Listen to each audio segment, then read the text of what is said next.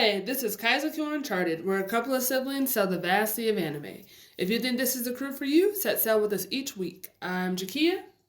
And Justin. So, in the news. The news. A few birthdays took place since we last recorded. Those birthdays include Miriko from My Hero. Okay. All right. Happy birthday to her. It's great. Right. She's great. Yep. Panda from Jujutsu. Happy birthday to him. Sanji from One Piece. Happy birthday to Sanji. Oh. It's fine. It's whatever. Comment. Yes. Let's see here. Did I have Sailor Neptune? All right. Happy birthday to her. All right. Yeah. Let's see here. No, there was a few more birthdays. From Senpai, Futaba, as well as Takeda. Oh, so, that's right, because they have the same birthday. That's correct. Happy birthday to them. That was a good show. Midnight from My Hero. Okay. 1010 from Naruto. Happy birthday. I always felt that she was, I don't know, I feel like she always got the short end of the stick. 100%. Franky from One Piece. All right. We'll be discussing a Franky episode here soon. That's true. That will be coming soon. Look out, And Mihawk's birthday. All right. Happy birthday to you. And Shanks. All right. Man, thank goodness Janae's not here because she would have hated that. I guess. And... by the time this comes out, in other news, some sad news. Dragon Ball's creator, he passed away when he was 68 years old. So, not only did he do Dragon Ball, he's also one of the character designers for Dragon Quest as well.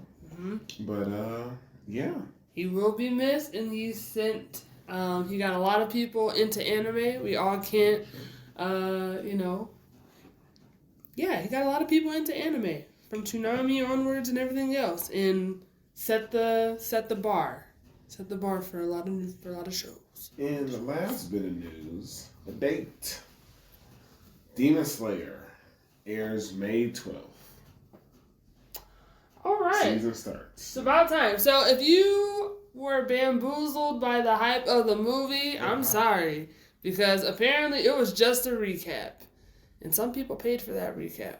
And that's wild. Well, it was a recap and then episode 1. But episode 1 will be there on May 12th. I think they did it just to keep people looking. I just go back and rewatch Demon Slayer. That's what I would say. Why would you do that? But hey, to each their own. It's totally fine. And that's the news. All right, that's the news. So, what show did you want us to start with? Are you picking? Do I pick? Let's see. Let me get myself together. Let's go. I'll go ahead and get us started. Let's start with The Strongest Tank. Okay. Sure. All right. Let's see. Where do we begin? Episode 7, 8, 9. All right. So, we're finally, we're being good on our word. We're going to go ahead and, reach the bottom floor of this, of the Khalid labyrinth. Yeah, that's what we're gonna do. And I just would say we did it. We really did. Yeah, that basically sums it up. It basically did. I was like, I don't really know what to say besides we said we were gonna get to the we were gonna outdo the other 2 guilds. We did. And we were successful. There was some character growth between Lilia and Lily, which was needed and necessary. Sure. Very proud of some backstory. Definitely got some backstory. Their parents can definitely go into the book. Let's see. Hold on, get the book. Jeez. Yes.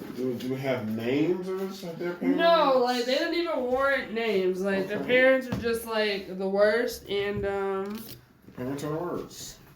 Parents are the worst. Okay. Man, it's not a good season for anime parents to see. Oh. I don't think so. That's just me.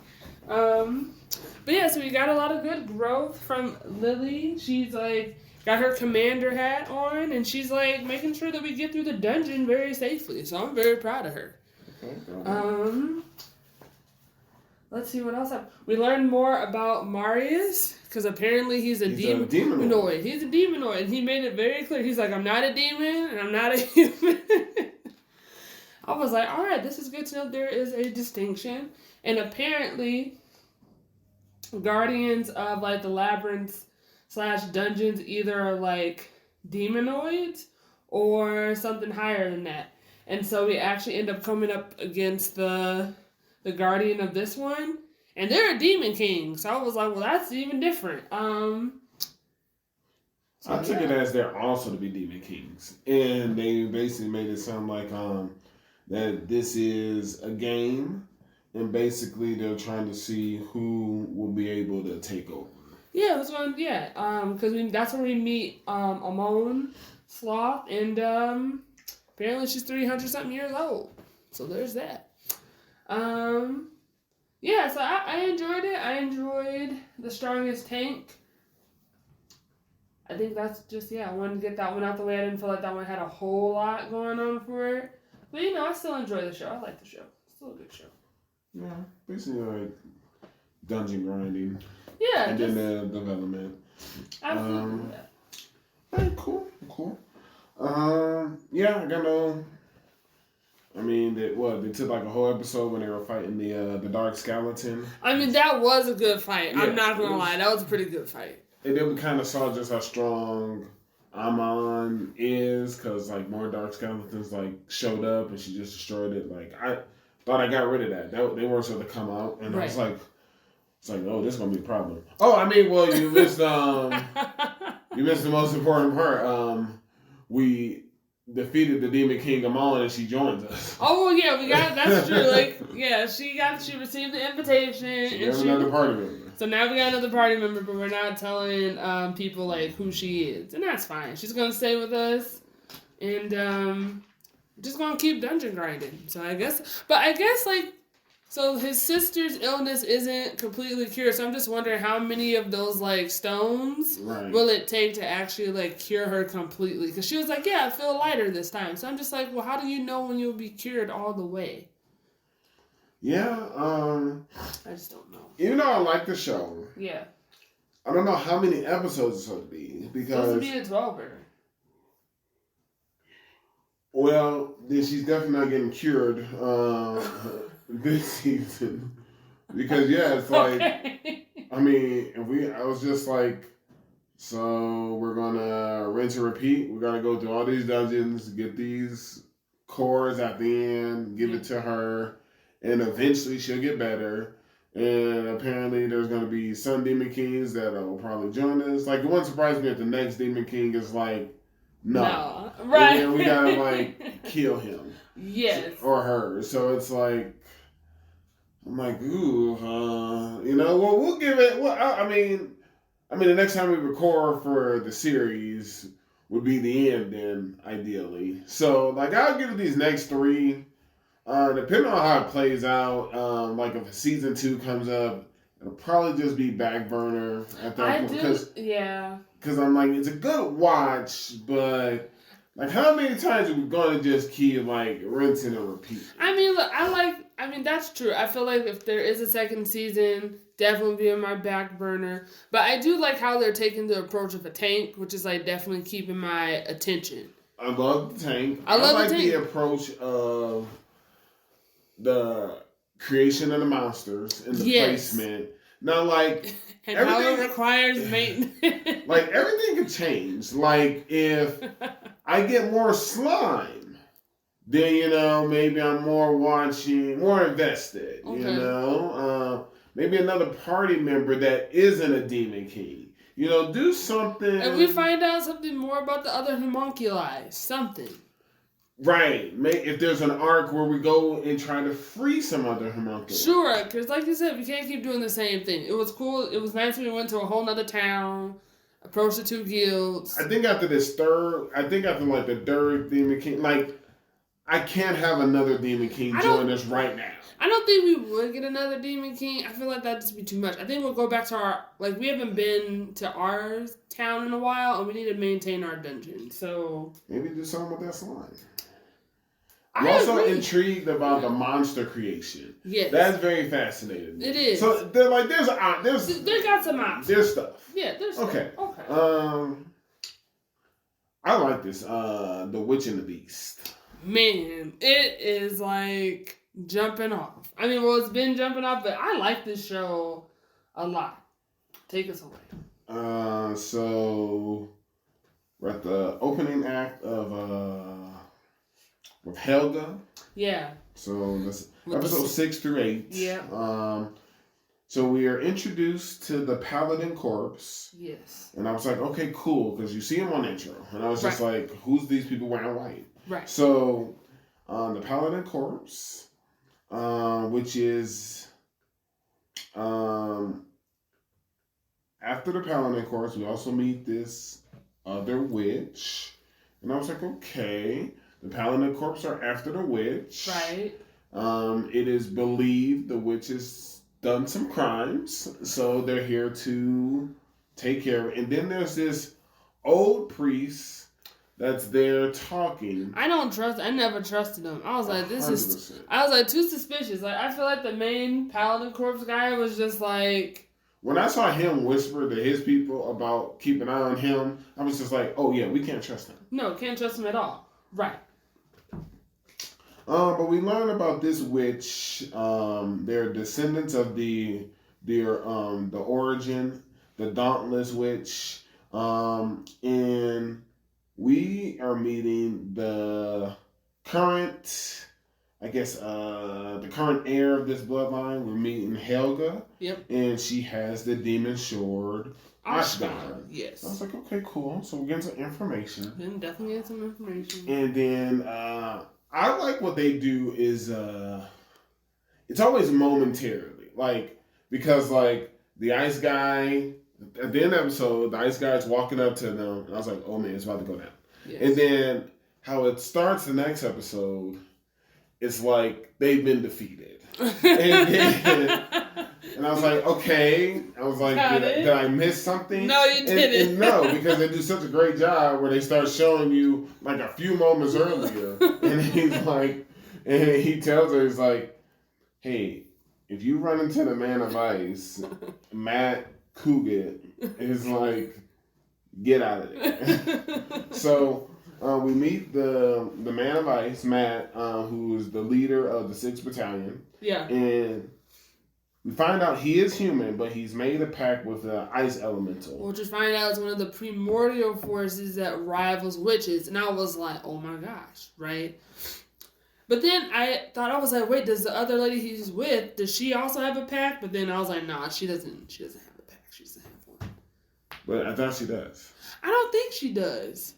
Yeah, well, she's got fire powers. She got fire powers, but they didn't say it. I mean, if they went ahead and went out of the ring, they didn't dive into it. Right, so that's why I was like, maybe she don't have But then I just assumed, because they made it their business to say how he's human. So I'm under the impression if you have powers, you're either a witch, an undead, or some type of monster, creature, hybrid, something. So I just thought they explain elementals to kind of set the stage, but they didn't say for sure, so I get it. But yeah, basically we get defeated, more or less caught. I was getting annoyed with Helga, I won't lie. She was like, I was with Godot, where Godot was like, why are you still here? I'm giving you like several seconds to like make some distance, and she never she's did. Like, who is this person? If you think about it, I'm getting already came after. This other party shows up, also trying to take me, and then at some point trying to make a deal, and I'm like, I can't trust anybody. So I get it. I don't get it. I mean, she just got caught too many times for me. Too many times for me. Well, as the Man of Ice catches both of us, I just start cracking up because Ashjoff, he just walks up to them, and I was just like, yo, this dude is so cool. I was just like, he's just walking up to him, like all the commanders are just out here in the field. Yeah. I was like, you couldn't have come when we were all up. Like, he comes after the loss. I was just like, what is going on here? But then after that, you know, Matt, the ice guy, he's just like, hey, take these guys up to the base. I'll handle this. And he and Ashjoff are, basically, we exchange words. We let them know, hey, there's a dark side to the Paladins. They're named the Executioners. Right. And apparently, you know, the Paladins are like, hey, that's make-believe. We purged that, you know, wrongful part of the Paladins a long time ago. You know, and he's like, nah. No. He's like, it's still here. He was like, wasn't there someone who came up to you with all smiles, being like, I can help? And he was like, yes. And then we figure out the Executioners are the one who set up this incident. It wasn't the witch who did it. It's the Executioners out here just killing the random humans that Helga interacted with. Which was terrible, because she was like so shocked. She was like, Ashkan, was that you? And he was like, no. Hey, it wasn't. It wasn't him. And then after that, basically, Godot puts on the show kind of on up top in the ship. Yeah. Tried to save both Helga and the Demon Sword. Only able to get the Demon Sword. Helga pushes her. Basically, and now it's become a rescue mission. It's been, this entire time, it's been a rescue mission. We've been rescuing her for too long now. Hey, well, episode 8 is the... No, that's not the final act. Cause no, it's not. Right, that's going to be episode 9. So in episode 8, we get a little bit more clarity. Because this execution's got this weird glove on. They're able to take over people. Yeah, that was a really weird And we glove. find out that glove is made of the skin of 17 ancient kings. Yes. And together they make the demon hand, Ishbilgin. And after that, he's got some ring that amplifies power. And as soon as he said, like, they all come down, we heal the ice dude. Yeah. I was just like, all right, cool. It's us 3. Like, we about to put in this work. Oh, also the flame girl portrayed the ice guy. Yeah. That's why he's injured. And he was like, I didn't know if she was controlled or not. I was like, no, she's fine. Hey, he don't know that, and I get it. Because he was like, if I didn't hold back the elemental, it would have killed her. And I was like, good to know. Because I'm like, do not weaken what I have built this man up for already. Because, like, when he came on the scene, I was like, yo, okay. He reminded me of, like, Hitsugaya. I knew it, especially when they were up in the clouds and that whole... I was like, yo, let's not ruin this. So, after that, we go ahead, we get Helga's backstory. That was terrible, man. The executioners can go in the book. They can totally go in the book. They went ahead and this family, not even all of them are witches. Yeah, because we found only 2 actually inherited the bloodline. Right. But they all were like, hey, we all have a responsibility and duty for this. Ugh. So they set their home on fire, killed the mom and all their siblings. Except for the last 2. Well, they didn't know about Helga because she was in the basement, which is like pretty far away, actually. I was like, that's pretty much of a long distance to go. Well, I think they knew about it because they were like, because at the end, they were like, why'd you put up such a struggle? I'm like, with this glove, I'm going to know all the information anyway. And then she kind of felt depleted. And then they like stabbed her after they already like, more or less crucified. I was just like, yo, man, forget you, executioners. He was terrible. Ugh. So, I don't know. So, this is where it gets interesting, which is why I'm really excited for the next episode. So, like, he ends up, he kind of, like, played us like, this glove isn't powerful enough to take over a witch. But I was like, her eyes are a different color. I also was like, I don't trust him. Right. So, I was like, don't believe this. And so they were all under the impression that she was like fine, but it was a ruse. So she ended up like taking Ashkan back and gives him to the executioner, and then Ashraf, like, I just want to know how much does this man actually knows, because he knows everything apparently. But he was just like, hey, I think you missed, like, I think there's like a misunderstanding here. He was like, once you unsheath this, it's not going to be what you think it is. He was like, no, I know everything there is to know about this demon sword. And he was just like, nah, I think you misunderstanding like what this is really about to be about. And so he actually unsheaths it, and then it Ashkan like materializes, and I was like, oh man, this is serious business. And he just like taking people out left and right. Man, Demon Sword is weak because after he gave that explanation, that because he was like, I'll have protection, and then like he's like, nah. And if that's the case, why ain't he killed him yet? That should have been the first thing the Demon Sword did, is kill this clown right underneath I don't him. think so. That's the other thing. I was like, how much awareness does the Demon Sword actually have? No, why ain't that thing dead underneath me? I don't killed know. all these things around him. But that's another thing. I don't know. And then so that's why I was just like, wait, what's really happening? So I feel like there is more to it.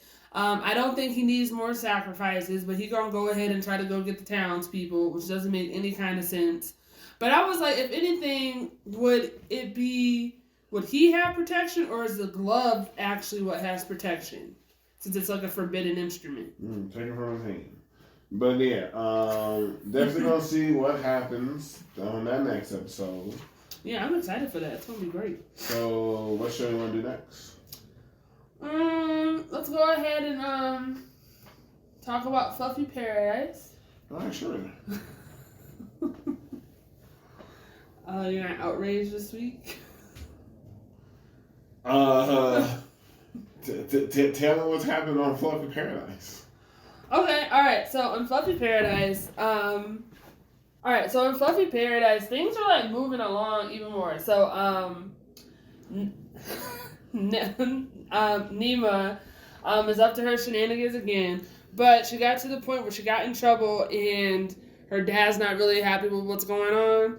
And so, but he ended up being sent back to the palace because he had important business to handle. So then her older brother came along with the prince to serve as like, what's the word I'm looking for? Not her, what's the word? Not supervisor, what's the word?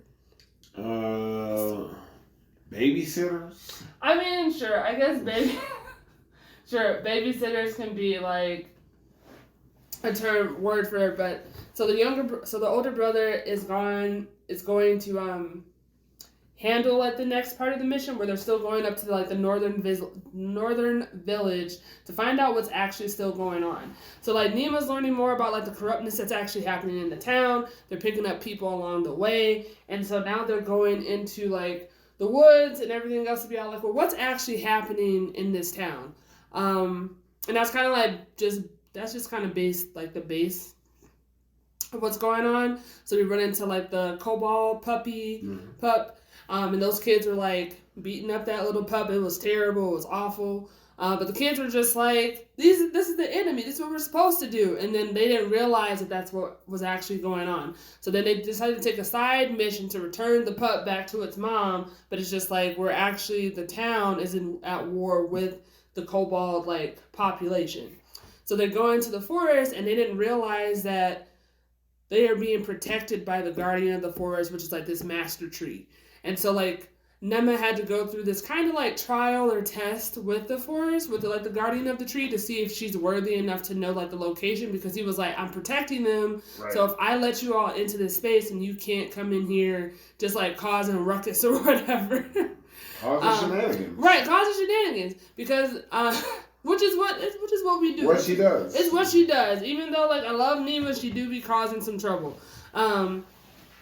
So after that, so she was like, no, if I cause any trouble, like I swear to you all these really intense things. And the guardian's like, hey, it's not that deep. Just calm down. He was like, you're just a kid. I was right, guardian. Right, she's just a kid, right? So she passed the test, and so they actually show her the way to their encampment. And so she meets him. It's like a group of like Cabals. Like, you know, you're like, yeah, they're like a dog humanoid group. And yeah, and then like they're there and they're just like, well, we need to learn more about what's happening. She was like, I want to strike up a deal. I want to negotiate with your tribe, which is just like, what do you have to offer? So I was just like, man, Justin is hating this because she's what like, negotiation? Right. So I mean, we got this punk prince with us. I mean, like, what negotiation? We're getting exterminated. We're getting abused. All of those things, right? So they're gonna try to hear him out. So we'll see what happens in the next episode. All I know is that the leader of like the kobolds were just like, why were you even in that town? And then we find out he was like, oh, the other pups left me behind, and I was like, oh man, it threw him under the bus. It was crazy. Hey, what are they supposed to do? Go ahead and wait for this kid? Yes, they're a unit. They should be going into enemy territory like this. But anyways, I feel like we're just starting off on a whole nother thing in Fluffy Paradise. And I feel like we're starting to finally learn more about what's happening. Why are all the creatures having to migrate and leave the northern regions? And so like we're slowly making our way. And so the world's building. They're crazy. How many episodes is this supposed to be? It's only a 12-er, Justin. It's only a 12-er. We're not going to go ahead and figure this out then. I think we are. Oh, you think it's going to... I mean, I do think this show will have a season 2. There's a fan base for it. There's definitely a fan base for it. So there might be a season 2. But we might learn what's happening in the northern regions. I feel like we might, because we left one person in town to be all like, hey, snoop around and let us know what's happening. And he was like, I'm on it. So okay. It's what he likes to do. Yeah, Snoop and Charlie. All right. It's what he is. Let's look at Undead, the Unwanted Undead Adventure. Man, what a show. I know, right? It's a really good show. Oh my god. I like the development, how it builds. Yes. So it's quite clear Sheila of the Guild knows. Oh yeah, it's quite clear a couple of people know. Like, the blacksmith and his wife know, and they're just like, why won't he just tell us? Listen, Sheila knows. Too many people are starting to know, and it's just like, but I'm surprised that he doesn't realize that people know. Well, even with the blacksmith, he's like, he knows. So, like, if he knows, how about you tell him? And here's a real crazy thing. Yeah. It started making me think of some negative stuff here. No. And we'll get to people in power being corrupt down the road. But yes, is this guild master no good? Because if you are so concerned, right, that X, Y, and Z is going to happen, then I'm like, can we not trust this guild master? I thought the guild master was their dad, was Sheila's dad. Because we found out that... I mean, we know about her brother. We now know about her brother. I don't know about this man. Well, no, because when he first called her into the office, he was like, hey, no need to be all professional and proper here. I'm not going to give you a promotion. Hey, I just treated it as she been working there a long time. You know, like... Listen, what do you always say in One Piece? I don't know that man. So, it's true. I don't know. It's true. We don't know him. So maybe Rhett don't know that man either. Because clearly we can't trust this man. What's going on. But, yeah. We end up getting our sword. Mm-hmm. We also go ahead and get a request to defeat the Lord of the Lake. Well, no, you're missing something before that. He takes the exam, remember, to become bronze. Because that's where he meets those two kids. Yeah, we talked about episode 6 last. That's when he did that. Oh, yeah, that's right. I just rewatched it because it was great. Yeah. All right, well, anyways. Well, that's why, like, episode 7, all I took away from it is Sheila knows. Well, Sheila doesn't, yeah. And it got real when Sheila knew about it, but fine. Okay, but anyways, he's a Lord of the Lake. He gets this request to defeat the Lord of the Lake. But he got it in a shady way because it was... like a request that was happening in the alley, and this other adventurer acted like he was so high and mighty, be like, I can't take another request that's not from the guild. But then Brent comes along, was like, hey, I'll handle this kid, and gave him a coin. He was like, all right, this guy is all yours now. Right. So I was like, what happened to your morals 2 seconds ago? Oh, you took that as morals. I just took that as a warning. They were like, hey, any more back alley deals and we're going to drop your promotions. And that's why he's like, I can't accept no more things not from the guild. Okay. That's how I took it. Okay. Well, I guess he took it 2 different ways. But anyway, so Renton hears him out. They travel. He was like, oh, that's in the town that's days, multiple days away. And I was like, I want to put those merchants in the book. Absolutely. Oh, yeah. They're terrible. But so basically what happens, to get to the town, he needs to, the request is to destroy or to defeat the Lord of the Lake because he wants to save his sister from being the next sacrifice to the Lord of the Lake. And so Rent's already well, this is suspicious. He was like, normally, lords don't just randomly go into a rage, but he's talking about we gave him 1 sacrifice and then he kept 1 more sacrifices. And I was like, that doesn't sound right. I'm like, is this in many a days or this in years? What's the time frame? So I was like, okay, maybe it's just happened in multiple days. It's a problem. But it's crazy how the town's we just gotta do what we gotta do. And they just apologized to his sister we're so sorry, Amber. It's just what we have to do for the good of the town. It's I know. And then they were you were we were sure your brother was going to get you out of town. I was like, yes. That was the whole plan. And then we see these little kids talking to these merchants, and they're like, well, we haven't seen you around here. You might want to get out of here before the festival. And he's like, do these guys come often? And then they're like, yeah, they help us out. And as soon as first of all, I don't like to be, discriminative or judgmental. But when you see this plump face of this merchant dude, I was just like, oh yeah, this guy, I don't trust him at all. Don't trust him at all. And then the rest of the merchants, they just posted up behind him with these cloaks. I'm like, where are the festive colors? I'm used to seeing merchants out here wearing good wares. That's true. That's true. They were strictly in black and dark gray. Look very assassin-like. I was like, oh yeah, I don't trust these guys at all. Yeah, don't trust him at all. And so we come to the night of the festival because that was another thing. I was like, how many times is this festival gonna keep happening? So we're at the night of the festival. Amber's is there, and Ren's like, hey, you get I just need you to struggle. Do your part. Come on out. Try to be rescued, but just struggle so I can handle what needs to be handled. And she was like, what? And he was like, just trust me. I'm gonna take care of this.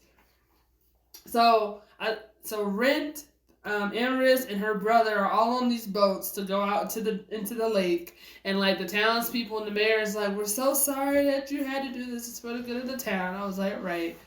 And so we're out there, and she was like, okay, I have the orb. And Rent's looking at it nah, this ain't it. Put that down. And then so then a kraken shows up, and she was like, no, Lord of the Lake, please. He was like, krakens belong in the ocean. This is a lake. This doesn't make any kind of sense. It's a beacon. It's a problem. This is not adding up. So then he attacks it, but he goes through it, and we find out that it's an illusion. And he was like, all right, I got him. And so it was this huge boat, and all those merchants were on it. They had one person casting the illusion, the other one sending fireballs, because he was like, krakens don't attack with fire. I was just like, this is so bad. So accurate. I was like, it's not. I was like, this is what was cracking me up was that village elder. So after we caught everybody and brought them ashore, they're like, is this all true to the girl and his brother? And then he gets into the main merchant face like, where are the other girls? They're on the other side of the lake. We gotta hurry up and get over there. And I'm like, it was prepare a carrot. I was like, where was this energy when people are getting sacrificed? It wasn't there. So, But then episode 9, I started getting more hooked. We got a familiar now. Okay, I was waiting. I kid you not, the last episodes I was watching it ended. I was like, who's this mouse? And why does he have a cape? When are we getting this mouse? And then we finally got ourselves a familiar. So this is great. Well, so we take another job that I don't think we should be taking. That's true, because the reason why he's supposed to be staying low, it's like, he's like, hey, people, we don't want you getting caught up in like these kidnapping like things. And so don't go to the dungeon. And he was like, right. But he works with that town. People are getting kidnapped. And now he's working, he got a request from this orphanage with these kids to get this like dragon flower. And so he goes to the orphanage, and one of the older orphanage kids was like, hey, don't get so excited, like running up to an adventure to a weird man. Listen, you can't trust them. I know, I thought it was great that she was like, what's wrong with and he said, hey, she ain't wrong. He's like, you shouldn't be like just talking to random weird people. So the point is, Elise, that's the name of the head kid at the orphanage. She basically put out the request because like the orphanage headmistress, she's like sick, and so she wants to like create a medicine that requires like this dragon flower. But it can only be found in a very specific like poisonous swamp or area. And Ren's like, cool, I'll go ahead and do this for you. But before that, she was like, yeah, we had some monsters in the basement. And he was like, don't worry, I'll handle that too. And they were mice. Well, listen. They were monster mice. I don't know. Hold on. She told the head mistress that they were putting up the request for the monsters in the basement. Because he kind of looked at her when he said it. So he took care of monsters, and then, yes, because of his class, that the thing the gas, since he defeated that one leader of the mice, we ended up taking it on as a familiar. He was a whole piece of work. He was like giving orders to the other mice. I was like, who is this? So his name is Edel or Adele, and he just joins our group, and then within minutes he has a cape, he has pants, he gets his ears pierced. I was like, what happened? It just happened so quickly. And then, but hey, he does his part. He helps us figure out how to beat this one creature, and then out of nowhere, this elf shows up, kind of surprised that someone actually came out here to this swamp. And I'm like, the only thing I can ask is, who is this elf? And why is he here? I was like, what's going on? The plot about the thicken, I guess. It really is. See, I feel like this show needs 24. No, this show should have 24, but it's only 12. Like, we're still learning. We're still, like, and Rent is, like, learning how to, like, wield all of his, like, powers. So, like, divinity, magic, and then, what's the other one? It's divinity, it's... Because he's trying to do mana fusion, and then he's trying to do another thing that has, like, divinity added to it. Right. But the blacksmith's like, hey, don't do that. You're going to break the sword. It's not ready for that. Hey, it's true. I mean, he knows. I think the other stuff he's trying to do is put it with. But yeah, but that's Unwanted. Okay. But yeah, so Unwanted. That's a good show. Let's see. All right, let's do Weakest Tamer. Okay. Oh boy.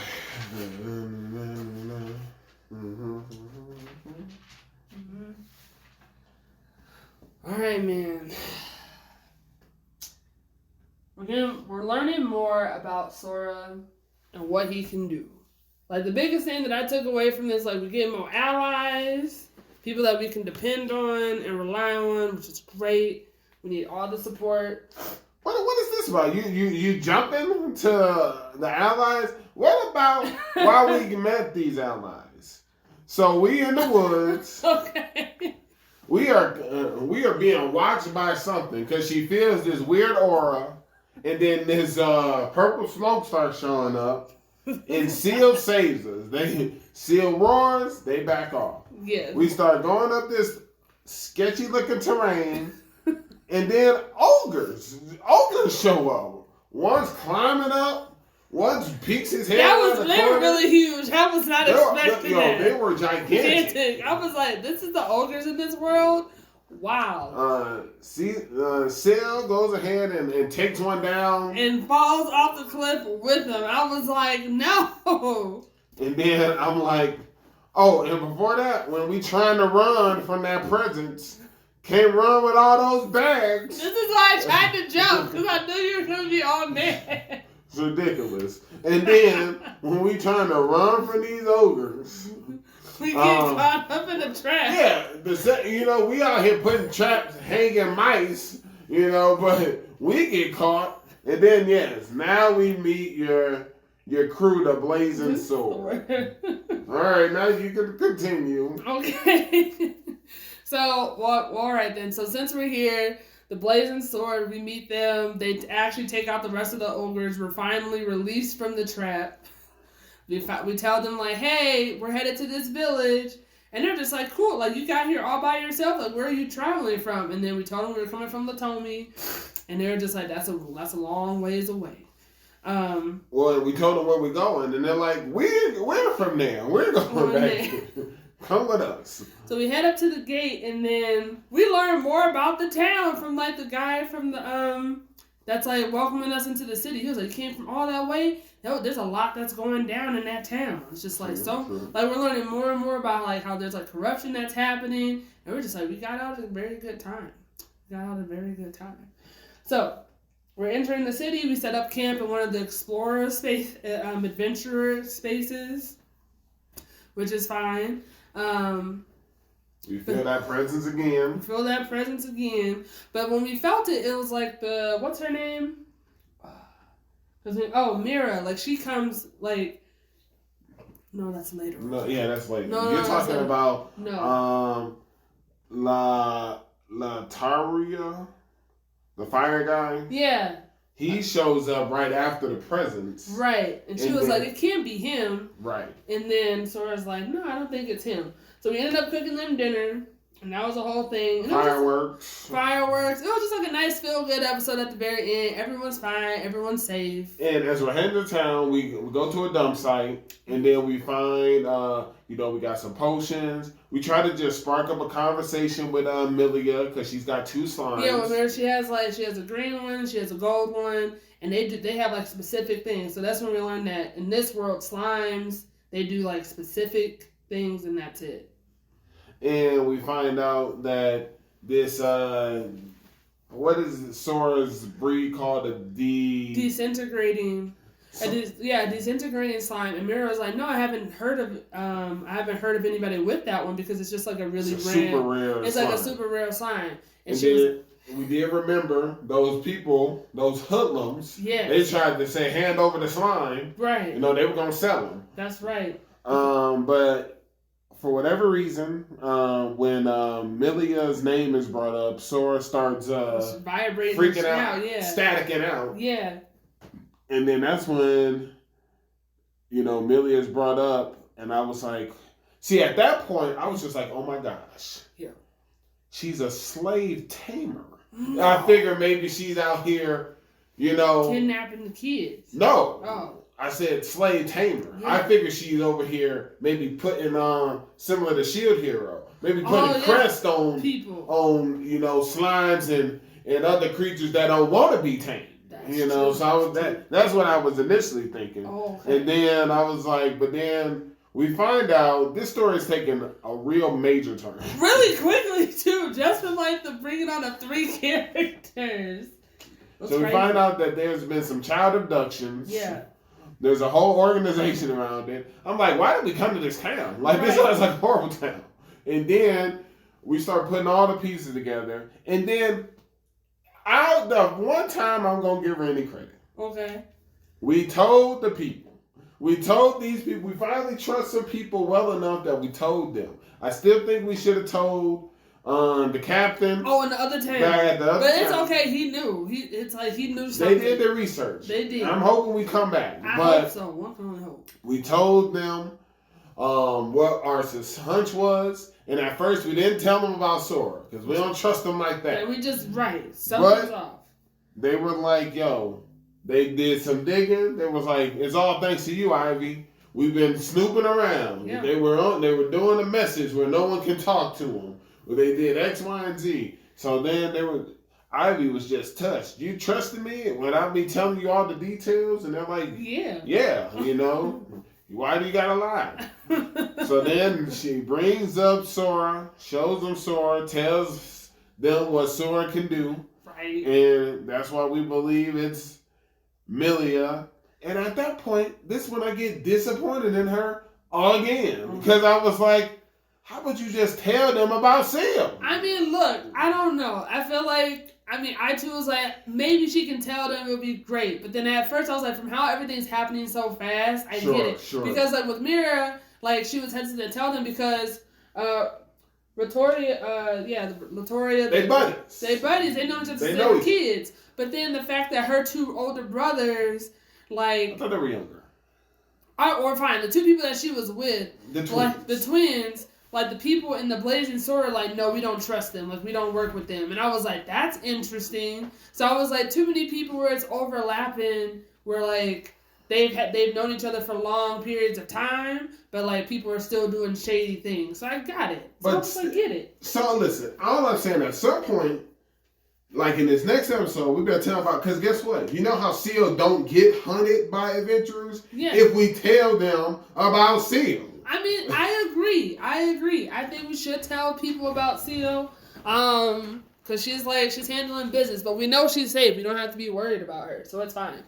But anyways, so we do some digging. We end up going to the guild. We go to the guild. And we talked to the guild master. And she was like, can we trust him? And then she was like, we'll find out to see how many traitors we have. And so when they all say their names, everyone in that room, the guild master and his two right hands, they're all people that we can trust. And so they're just like, cool, we give you permission to go ahead and like do this investigation. Oh yeah, so it escalates quickly. They're just like, yeah, we're going to the warehouse, to the building that we actually like pinned the organization to, but they all scattered before we could get them or anything like that. We found out that a noble had requested that the Green Gale be promoted, and that was just after one job. And I was like, that is suspicious. And I just like, is that normal? They're like, actually, no, it's not normal. And then I want to see, they said that the noble tried to also request the Blazing Sword, but he was like, he was asking way too many questions, and then Ivy was like, it's like, I'm feeling you out. He was like, oh my god. It's like, he said, even a 7-year-old figured it out. How come we? And I was like, I'm 9. And apparently it's Ivy's birthday. So there's that. And then apparently another clan, the Lightning King, was also requested for the job by that same noble. So part of me was like, I wonder if Lightning King is the other people helping. Right. But after we meet GM and the crew, we kind of find out, no. We got 38 watchmen that are traitors. Out of what? It was like out of 70 or something like that? That was like 100. But that's still a good chunk. And some people are just so distraught. They're like, no. The man went at the door. He was like, not him. They know him. Magellan, or they know that man. They were so disappointed in Magellan. And he had no shame. He was real distraught when the Count of Vittoria showed up, because he's the hero of the town. And we kind of find out he's behind it too. And I was like, well, we did say a noble could be involved. So I'm like, okay. And then they were like, no, not him. It's like, guys, I can't believe this. Well, no, I just going back before that, the explanation that she gave to the GM was wild. He was like, I can tell with this clear orb stone, but I only worked for a week, and then it turns back to a rock. And he was like, wow. They said, I found out by testing one of the other items, and he was like, man, so we only have one. Hey, this all checks out here. I was like, this is how this town is like a hotbed for all this corruption. And then the other right-hand man was like, man, and I can't believe the 6-year-old saw through all of this. And she's like, that's even younger than the last time. I was like, she said, I'm 9. It's crazy. But then at the end of the episode, it got real. Because Mela came and was like, Ivy, you want to go hang out? Let's go to such and such. Yeah, to get sweet stuff. And then Latori's like... He's like, and Ivy's like, kind of like, how do I gather this? And Latori was like, oh yeah, let's all go. Let's go ahead and get some... Oh, but I told Ivy we're going to go to such and such. And then Mela's like... can tell like she ain't cool with it, but she's like, that's fine. All 5 of us can go. And they were like, fine. And they came, and the 2 twins came out of the shadows. I was like, oh my gosh, they were gonna try to take Ivy. It's crazy. Ain't no try. They still going to. Yeah, that's true. I don't think he's gonna be of much help, to be honest. It's okay. So we gonna find out. But let's see here. I mean, I feel bad. I mean, it escalated so quickly in those past episodes. Oh wait, no, going back when they were raiding the exploring the building. Yeah. Ivy was like, hey, like did he really check what's his name, Magellan? Did he really what rooms did he say he checked? Because if he's in on it, he could have just said anything was fine. And they're just like, oh my gosh, that's true. And so he was in front of this one door, and he was like, hey, there's no need for you to guard this door. And he was like, oh, okay, all right. And then he walks away, and then Ivy's like, they're all like, there's nothing in here. And Ivy's like, there's a secret passageway in here. And then so she moved the book, and then a whole room came up. They had all what's a movie? And they had all this gold and documents and everything. But then the leader of the investigation unit was like, all right, we got to pretend that we never saw this. And then we'll like figure out our next steps. But I was like, man, this is escalating so quickly. It's like so much is happening. So yeah, it's picking up. It's picking up. Let's see here.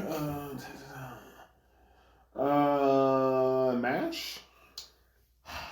I mean, look, I love MASH. I just don't know. When will these people understand? Okay. He's they need to understand that MASH is the strongest person in this world, and they just need to understand that. But hey, I don't know about in this world. In this school, sure. I think physically. I'm just like physical strength. That's what I'm talking about. Because we don't know who else we might run into. That's true. But in my book, he's still the strongest. All right. So we here. Yeah. Round got stopped because one team got eliminated. Whole team got eliminated by Margaret. And I was like, I didn't even have a chance to do anything. Then some bold chatter from Cabald, basically telling Principal Wellberg, the only reason Rain became a divine visionary was due to the fact Margaret didn't participate. I believe that. Oh, I don't. I mean, look, that sword magic ain't no joke. That's true. I mean, the match that they had in the woods was pretty good. I feel like it could have went further, but as we saw, like, Marguerite's, like, henchmen got in the way, and so they were, like, leaving for that. But I don't know. I feel like if Marguerite was in there, I think Rain would have had some, like, really good competition. Hey, competition, yes. But it's just bold that guy's like, he wouldn't have became one of the divine visionaries. I'm like, hey, you don't know. And then after that, basically we go ahead and Cabal, how would you say, goes ahead and walks in on our locker room. Which was crazy. I was like, how is Caldo going to come in here and just be like, hey, in addition to you having to go out and have this next match against Marguerite, if you go up against me right now, I'll make it so that you pass this whole thing.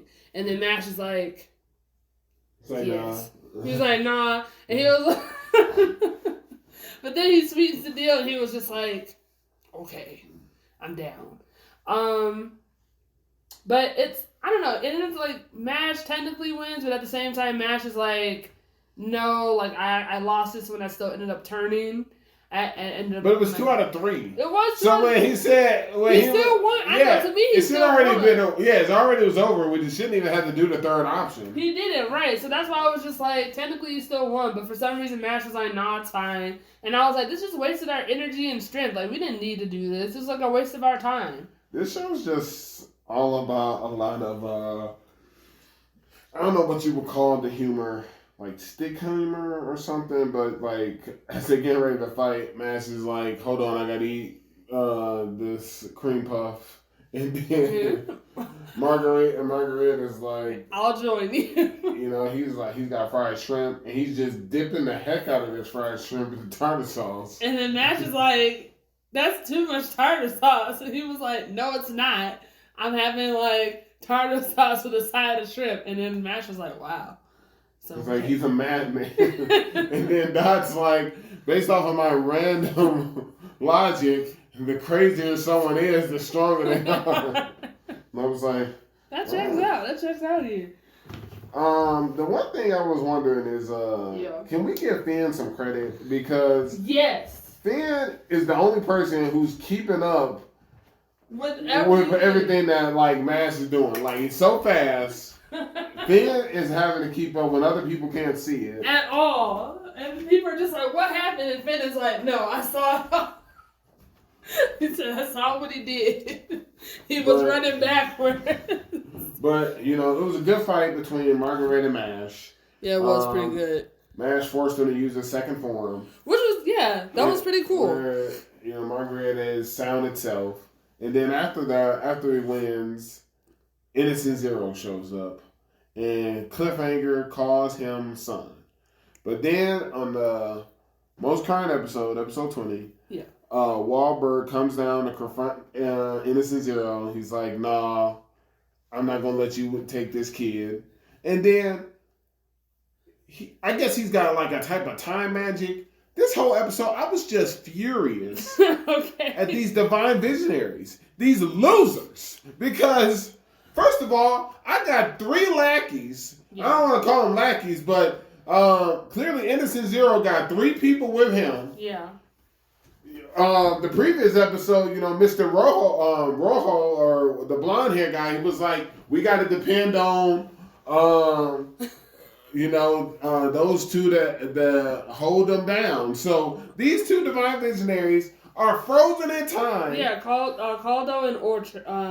Ultra, whatever his name is. Yeah, Ultra. And I'm like, losers, you're divine visionaries, and you're caught up in this spell. Like, what are we doing? So then Wahlberg has to go ahead. He frees some of them. He frees some students and some divine visionaries. He frees Dot. He freezes. He unfreezes Dot. He unfreezes Marguerite. MASH, the 2 divine visionaries, and Lance. And I'm like, why did he like unfreeze Abel? I was like, Abel and the other one would have been a good addition to the fight. 100%. I was like, why didn't we include those 2? But I figured maybe place him in a stand. I don't know, but okay. Like these losers, he's like, you guys handle the demons. I'll handle Innocent Zero, and I'm just like. These divine visionaries are literally doing student work. Like the students can handle these goblins. I don't need these 2 OP divine visionaries. They should be handling the rest of the Innocent Zero's crew. 100%. I was like, what are we doing here? 100%. And that's not what happened. It's not what happened at all. So, yeah, I'm wondering, like, what does it take for someone to be a divine visionary? Apparently just passed this test. And then when you see that they got more henchmen within the group, we meet that criminal Kane, that sitter baby. That was wild. He came out of nowhere. It was just a baby sitting there. And, Dot was like, why is there a baby just sitting there? I was like, Dot, get the heck out of there. And then Dot ends up turning to a baby that was terrible. He had to rely on Lance. It was wild. Lance defeated him as a baby, so that dude is trash. No, Consider baby. But my thing is like, why didn't the other two Divine Visionaries step in? Because like this arena is not that large for them to be that far away. I'm just like, they could have easily stepped in on that match. I don't understand why one of them should be strong enough that they handled all the demons on their own if they didn't want to fight Innocent Zero's crew, and then at least the students are paired up with them. I just didn't care. It was just, I don't get it. And then we get a little backstory. We find out about Adam, who's the greatest caster. I thought he was going to be evil, but he wasn't. I don't know why. I felt like they were hyping this up. I don't know. I felt like they were setting something like, we find out that Wahlberg and Innocent Zero were his best students. But there was a third person. I saw a in third that person. flashback, but no one's talked about that third person. I didn't know. I was like, well, that's Adam. This imagery is wrong. It's supposed to be Adam in the front, and then his two best students on the side of him. So yeah, I don't know who this third person is. I think that's like another third student, but no one's talking about this person. So I don't know. We'll find out. We will. But yeah, that's picking up. Mash confronts the one guy, the Black Diamond user. Yeah. Yeah, and forgot who he was at first, but he was offended. He was. He's like, wait, you really don't remember me? And he was like, yeah, like you were in class with each other. At the first exam. Damn, how are you doing? His name's Sale. He was like, how are you doing? How have you been? Hey, he's a busy man. He ain't got time for all these people. But yeah, Mash is constantly hilarious. Let's see here. Next show? Yeah. Wrong way to use healing magic. Sure. Alright. Great show. Love it. Yes. So we find out, I wish we had told Rose everything, but we kind of were just hinting at the fact that, what about Beastkin? And basically we find out Beastkin are usually kidnapped, and their children are considered valuable. Yeah. So they're preyed upon, and basically war is upon us. And I wish he would have just told her the vision we got, because guess what? Rose might have been able to help. It's true. Change this outcome. I mean, I feel like Rose is probably one of the most useful people in the entire kingdom. 100%. Okay, like she literally delayed the demon lord's army by chucking a tree. She took that bridge out. Yeah, I agree. I wish he did tell her, but I guess he needed more information. I don't know. Maybe he didn't want to tell her. And then, in my opinion, just applaud. This was great. We got to see Rose's backstory. We did. Not a snippet. We got like 2 episodes. We did. We got 2 proper episodes. I was like, that's how backstory should be. Yes. So, we got tons of Rose's backstory. We met AUL, the deputy commander. Yep. We met her original first crew. And then that was a pretty solid crew.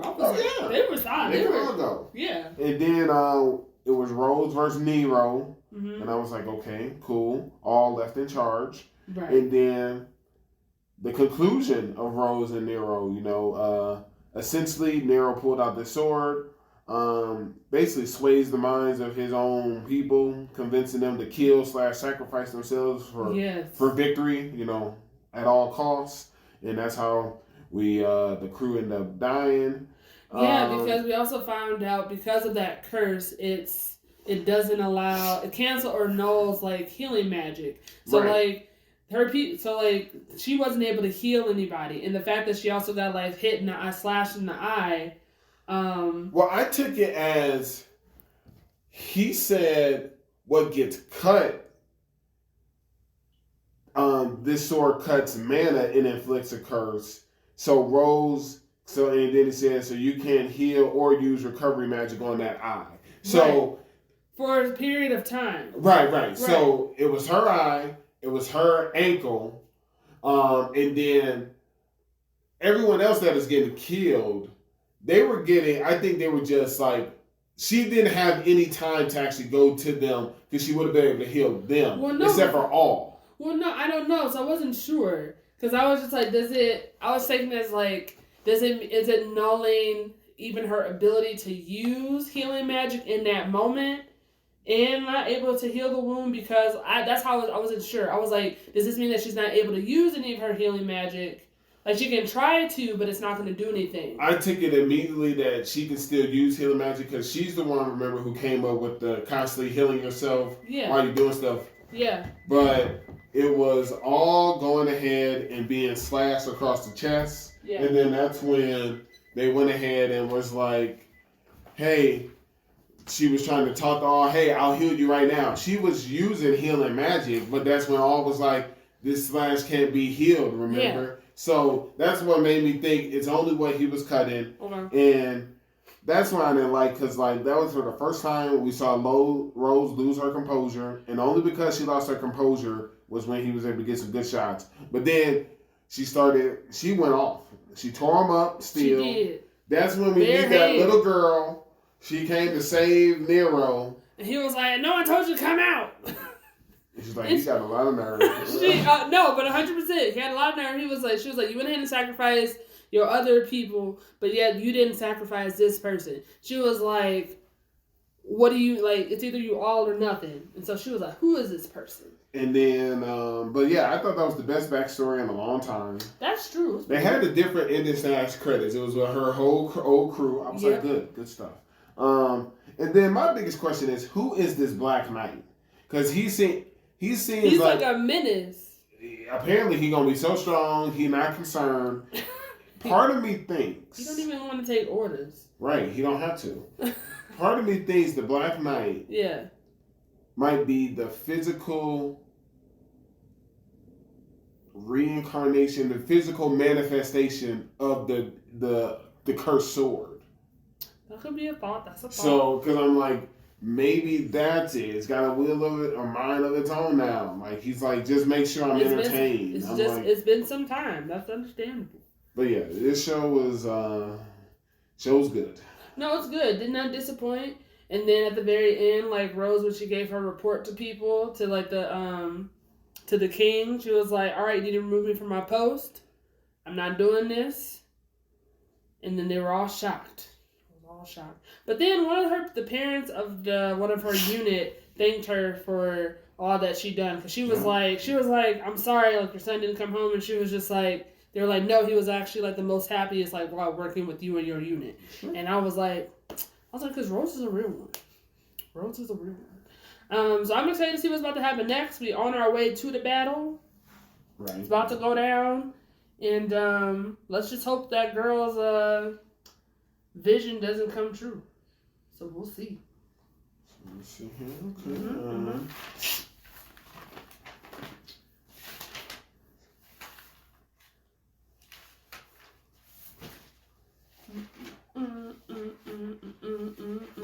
I know there's. Oh yeah, I was gonna say I know there's something before Freeing and before Shangri-La. So. Oh my gosh, that was crazy. I mean, we can talk about it, but so Sasaki and Peeps. I mean, we can. I don't know if it's just because like I'm distracted or what, but I'm like, before I even dive into this, like these last 3 episodes, when are we gonna talk to this neighbor? Like, I'm like, we gotta talk to this little girl. We never gonna talk to her. We don't know what is happening. Listen. He's taking, look, say what you want. Sure. He's taking the best approach. Because he's just like, I'm a middle-aged man. Sure. I have no business talking to this girl or welcoming this young girl into my apartment 100%. At night. He's like, no, 100% not. I'm not trying to get involved with this. He's hesitant receiving any gifts from her. He's like, I'm not trying to make this a problem. He's just like, I'm not saying invite her in or nothing like that. I don't know if she's getting abused. Who knows? I don't know if she's being starved at home. She made them cookies were made in her what's it called, home ec class. Yeah. Like they are not being made at home. No, because she's never at home. Is she a magical girl? We need that. What does she have to talk to us about? Look, I don't know. Maybe Maybe she wants someone to talk to about how the situation is with her mom. It's a whole thing. I agree, Justin. We should get some background information, right? But she needs to talk to us in the daytime, not at 11. Here, and she at school. We can't keep trying to have these conversations at 11 o'clock at night. They can take place on the balcony then. No, she can't ever get. I mean, look, she ain't ever in her house. Like, she always has. I'm saying, we always her outside the door. Talk to her then. Listen, this girl might need help. Look, I agree. I hope she was a magical girl and she's just choosing this life like how the other one was choosing to, like, scavenge from the trash. Man, this is... I don't know. But maybe she's not. I don't think she would be a magical girl because there's only one in Japan and she didn't ask to be a magical girl. Alright, but So we're not talking to this neighbor, Justin. So, alright. So basically, episode starts off basically with a attempted hit and run. And then this random dude that I've never seen before who's talking to Mark, he's just like, Manager Herman? And then like, and I just wrote it down because I'm like, who is this Manager Herman? So what does he mean? We find out it's a setup. Essentially, Count Dietrich and Herman set a plan in motion to mess with Mueller, and in turn, they are imprisoning Mark, essentially for touching the stagecoach. Like, I'm confused. So we go and visit Mark, and I'm like, oh my God. So, like, the prison conditions are real. We see Mark has been roughed up. And we love Mark. I don't know about you, but I love Mark. He's just like... He's all right, but he don't deserve to be getting roughed up like this. No, he shouldn't. So he tried to heal him, and the guard's like, what are you doing with your hand? And I was like, hey, you better keep it down. And then... oh no, that's later. And then we run into that, oh my gosh. This story started taking a horrible turn. We talked to that punk girl, that Elsa girl, another young girl, Jakia, and then she definitely heard Peeps this time. Peeps comes back. And I'm like, God dang it. Yes. And then somehow we're trying to get our wares together, get everything situated so we can help Mark. And oh my gosh, this Elsa girl sneaks into the real world. Like, I'm like, what? And then, that's when I have my neighbor rant. And then after that, I'm just like, send her back already. Like, the whole episode, she is in this world that she shouldn't exist in. She shouldn't know about our policies, technology. But that's the same thing with Peeps, though. Technically, Peeps shouldn't be in this world either. Well, he was sitting here. She don't need to be here. Look, I agree that she doesn't need to be here. Then send her back. Okay. Okay. And then the last episode. And people don't even realize she missed it because it's like time. No, they were missing. I'm just saying, it's not like a huge thing. I'm just saying it's not like huge. Well, it ain't been like weeks. That's what I mean. So it's just like really quick. You have to like. And I was like, dang it. Well, listen, her existence in our world just gave us issues. It's a problem. Yes, I agree. And then they roughed up Mark a few more times in prison. I said, I guess tis is the life. I mean, when you're in jail, it's rough. But I guess he about to. What, the episode ended like, oh no. How it ends is we try to basically cut a deal with Count Dietrich, and it looked like just maybe this next episode, maybe Mark will be free. They said everything's in motion. I don't know if it's interesting. I don't think he'll be freed, especially since the reason how he got there. Hey, dirty politics. I think they're gonna milk this as long as they can. And yeah, Dietrich is pretty like menacing, so. Yeah. But, still enjoying the show. There's a lot that's happening all the time. Do we even get a name for the neighbor? No. Because we ain't had the time to talk to her.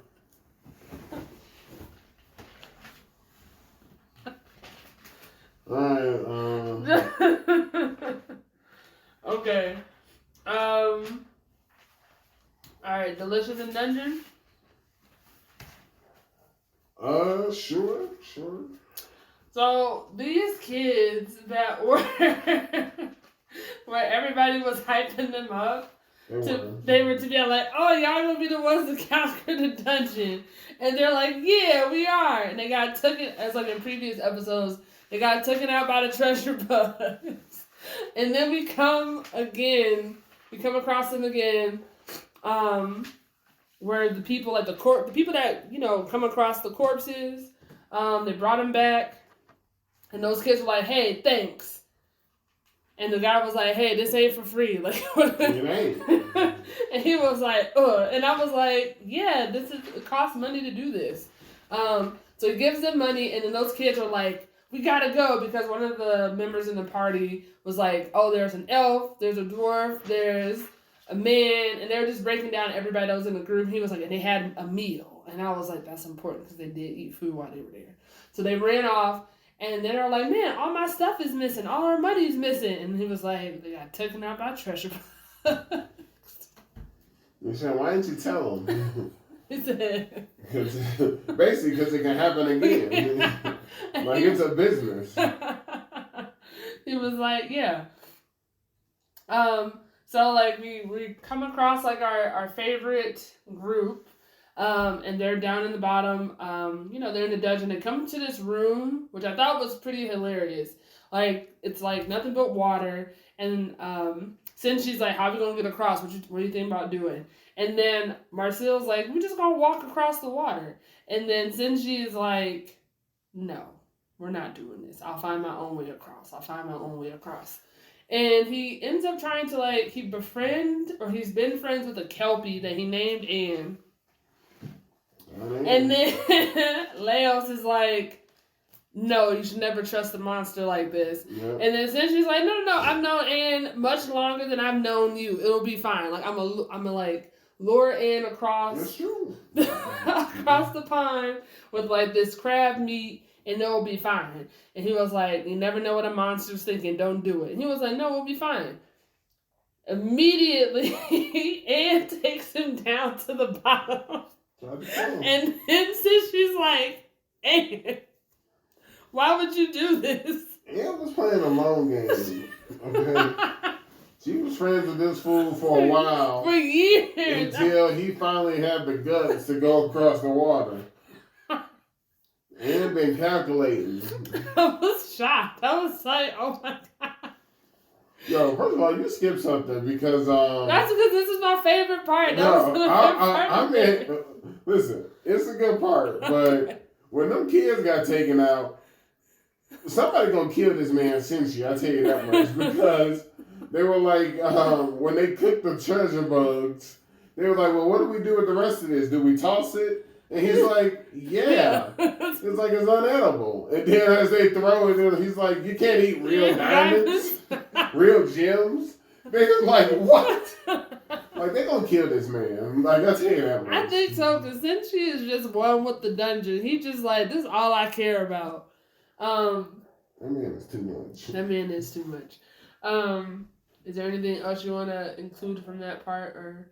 I mean, they also found that same party unconscious in the water, too. I know, I was like, these kids are never going to... I think it's going to be a reoccurring thing. I was like, these kids are never going to conquer this dungeon. And Leia was like, they fell prey to the mermaids. It happens. Happens to the best of them. I mean, I know, almost happened to Chill Chuck. But yeah. Yeah, it was darn mimics. That's the only thing I took away from that one episode. Darn mimics. Yeah, we need to keep that same energy for mimics for free. Well, they can always get that energy. Let's see here. Anything else from Dungeon? No. Yeah. Oh, I did take away that Sinji doesn't wash his hair. Yes. That's something that I read. And Leos is like, nothing we can do to get any of this out. they're like basically a lost cause. But this is a 24. I still don't feel as confident that we're gonna like save his sister by the time. It's taking a long time. It's taking a long time for us to get down to the dragon, like before she's like fully digested. So I'm not feeling as like confident with this. So we'll see. I hope that we do we reach Fallon in time. I hope so. Shangri-la. Okay. So we divide up Pentagon's loot and we get some info. We Utopia is the company that has made Shangri-La Frontier. Yep. The head of PR is Saki, Sakai. The Shangri-La executive producer is Ritsu Amachi. And the Utopia founder, world creative administrator, is Tsukayo. And we come to find out that the head of PR, apparently he has... Oh, yeah, Sakai. He's just like... He's got stomach problems. And and they both gave him stomach blows. I was like... It was terrible. That man's gonna die. I felt so bad for Sakai because he was just like, all right, I can do this. He was like, I got my stomach medicine. And he was like, I'm out. And his assistant was like, no, I don't carry any. He was like, oh, I'm going into this unprepared. And he was right, because like Tsukio and Ritsu were just like going to blows, and they were just beating each other up. But I just want to say really quickly before we even go into that, it's crazy how like Shangri-La Frontier, it's only been 12% of the story has been completed, which is crazy to me. Like, how long have people been playing this game? And like just going back to Ritsu, because she was just like. I guess she was like, because she was attacking like Tsukio, talking about something like, I thought you said with Weatherman this would be like, no one's going to be able to do this in like 10 years. Like, what happened to your timetable? Like, what happened? And then she was like, well, that's what happens when you like mess up with all my status buffs and everything. And she was like, well, it's not going to be a balanced game if you did it your way. Right. So my thing was like, man, like how much...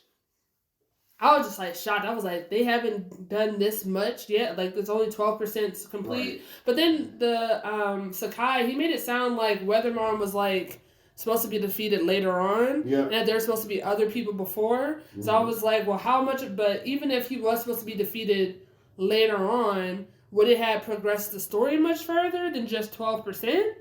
Or no? Because now because of that happened, now the world story is at 12%. But if he was supposed to be defeated much later, and they went ahead and defeated him now, wouldn't that like sped some things up? I mean, they did have that announcement how the game's advancing. So, I mean, we'll see. I think they were hoping that people wouldn't find out about the sequencing on what to do with Weatherman. Yeah. And they were running the other ones first, but yeah, you. Cause yeah, but then we go ahead and we form a clan. We do. We're called the Wolf Gang. We are a Wolf Gang, and we are hunting unique monsters. And these guys cracked me up. They were playing rock, paper, scissors to see who would not be the leader. And I was like, yes. So, that happens. Pentagon's the leader. Pentagon's the leader. We see the creation of how Katsu came up with his name. Yes. And then the only other thing I took away is we go ahead, most recent episode, we're teaming up with B. And, that's right, Big Sister B, man. Big Sister B. And it makes sense, And whenever Vash isn't around, why can't we get B to become an ancient blacksmith, and then B can get more stuff for us, do stuff like that? That's true, because he was like, I'm not asking you to be a divine craftsman. I'm just asking you to be an ancient craftsman. And then we meet a rare enemy. I was like, oh, that's different. Haven't seen that before. A Dillahan. Yeah. But we find out B is level 98 and she can throw. So I was like, all right. That's true. He was like, I didn't even check your stats before we left. And she was like, excuse me? Yeah, she was throwing with that Thor's hammer. I was like, she's putting in work. So yeah, I treated that more like I mean, they're still in the middle of it. It's more like a side quest, but yes. I definitely want to see how that plays out. But yeah, I figure it's going to be a little bit of a cool down moment after we had that intense fight with Weathermoan. So yeah. Well, yeah, but then we learned that there are players who are actually trying to find the three of them to be like, hey, who are the ones who went ahead and defeated Weathermoan? That one man tried to find well, them. We need information.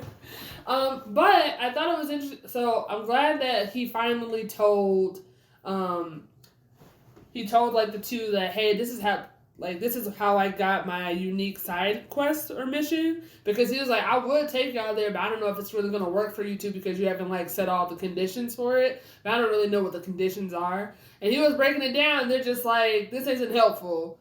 But I was like, he's literally telling y'all what happened. So I wonder, is it possible for someone to like replicate the same conditions? I mean, replicate the conditions needed to be able to like enter, the Vorpal world.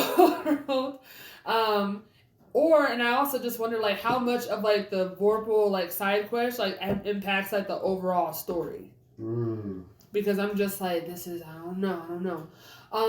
But then we saw the unique monster, the Lygon, later on, or was it a different one? No, it was him. Okay. Just standing up there. Just standing. But yeah, so yeah, that's what we're doing. And we got Big Sister B and the Mole, and we're just running through towns. And we're about to go on this long mission to get to 11th town, to get to the Lesser Baron Wasteland. Well, he decided we can go through the light area because that's what Vasher told us for that side quest. So if we go through those light,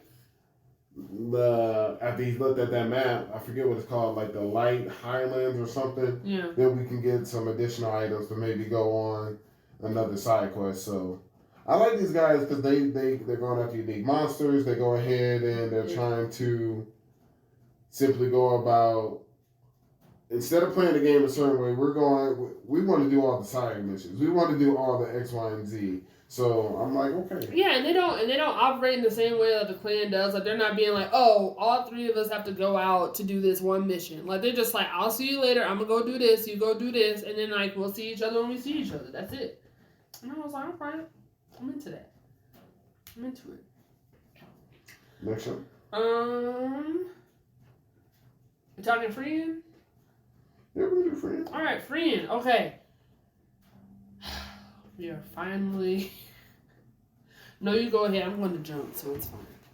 All right. I already know that I'm going to jump, so you just go. I mean, you can jump. I mean, it's pretty self-explanatory where we are. I mean, it's true. Okay, so it took us a long time to like finally be done with this second part of this exam.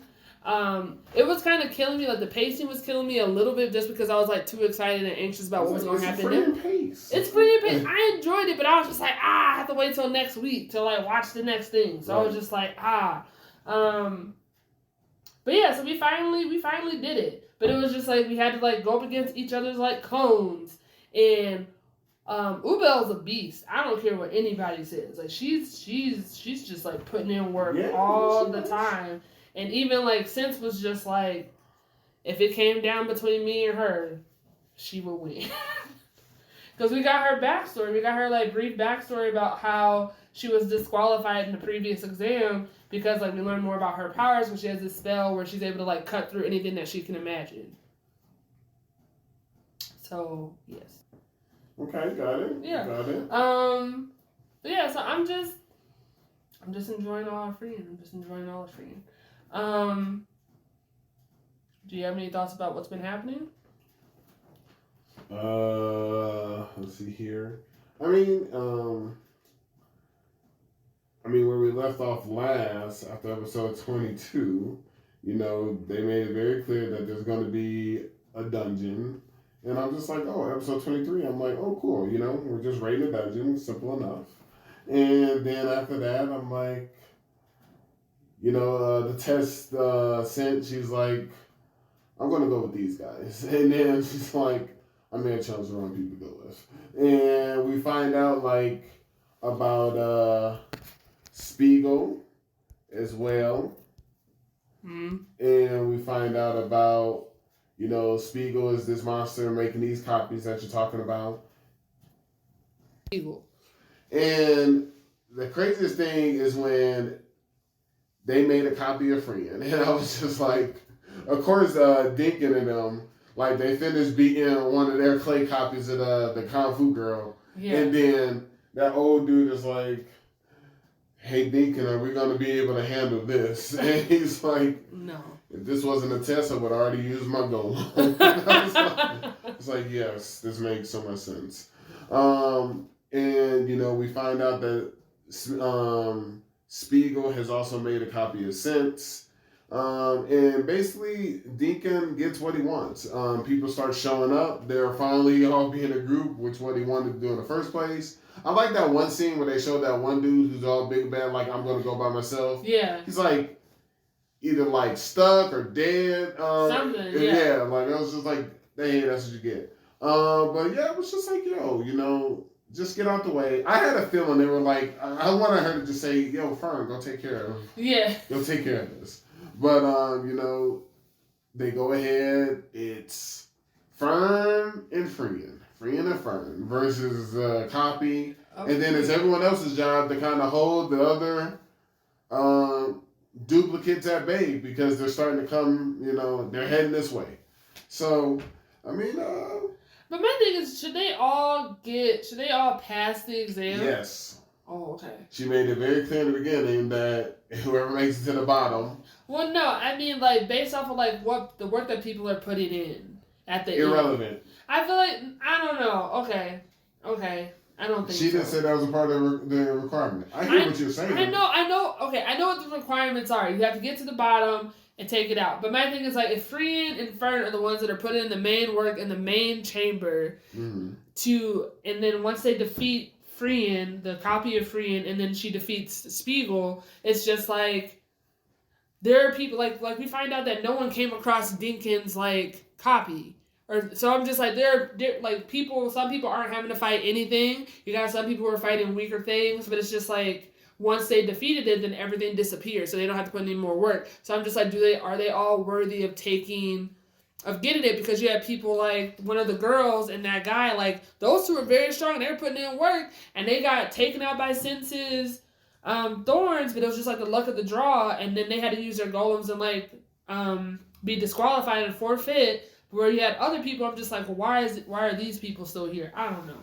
I feel like it didn't happen. Hey, I didn't have no problem with it. I did. I was just like, they ain't putting in work. I don't even really like Deacon, but it's fine.